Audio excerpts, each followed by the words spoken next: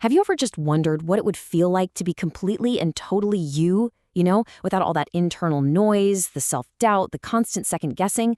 What if it all just stopped? Well, today we're going to explore a really profound state of being that some people are starting to experience, a state of deep personal alignment. So let's dive in. So, here's our roadmap. First, we'll talk about what this new human experience actually feels like.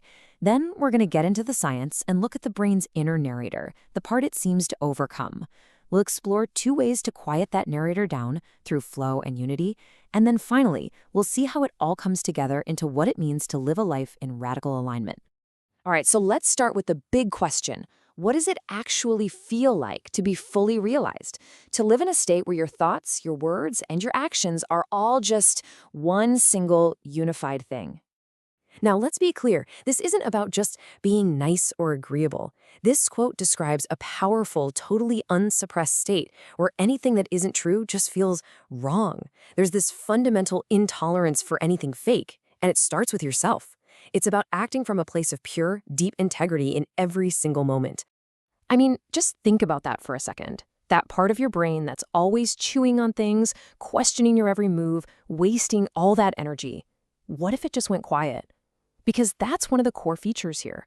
The constant second-guessing is just gone, and in its place is this incredible sense of clarity. So let's break this down a bit. People living in this state talk about seeing things with crystal clarity. Their nervous system is stable, it's calm, and it bounces back incredibly fast, even when they're under a ton of stress. The only time they really feel discomfort, it's when they're resisting an action that they know deep down is the right thing to do. They can't be easily controlled or confused. Their logic and their intuition, they stop fighting and start working together as this one powerful tool. And maybe, most importantly, they feel like they're acting for something much bigger than just themselves. Okay, this all sounds pretty incredible, right? But is it just a feeling, a subjective experience, or is there something actually happening inside the brain? Let's bridge that gap from personal experience to the science behind it.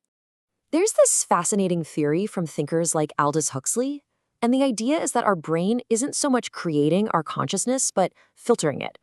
It's like a reducing valve that protects us from being totally overwhelmed by all of reality, only letting in what we need to survive. So, what if this aligned state is what happens when that valve opens up just a little bit more? Well, neuroscientists think they've actually found this reducing valve. It's a system in the brain called the default mode network, or DMN. You know when your mind is wandering, when you're thinking about the past, or worrying about the future, or just thinking about yourself? That's your DMN. It is literally the voice in your head. It's the architect of your ego. And here's where the science gets really cool. Studies are showing that these profound, mystical-type experiences, the ones where your sense of self kind of dissolves, are directly tied to visible changes in the DMN.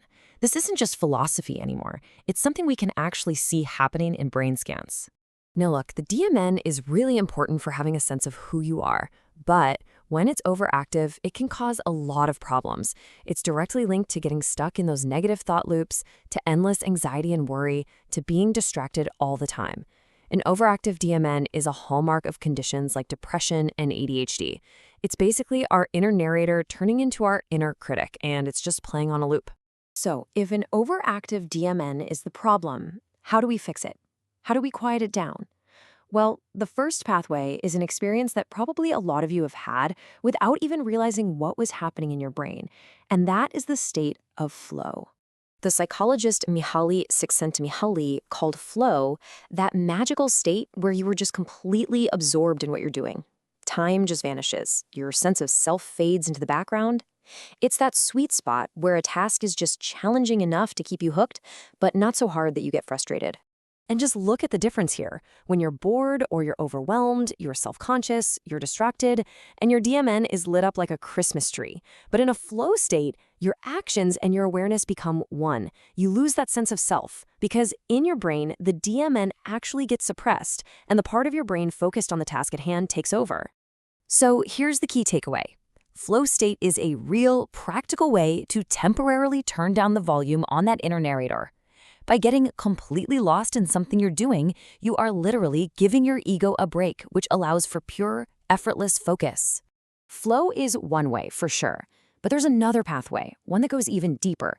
It's not just about quieting the self to get a task done. This is the pathway of unity, something you see a lot in mystical or contemplative practices. At its heart, a mystical experience is about the boundaries dissolving.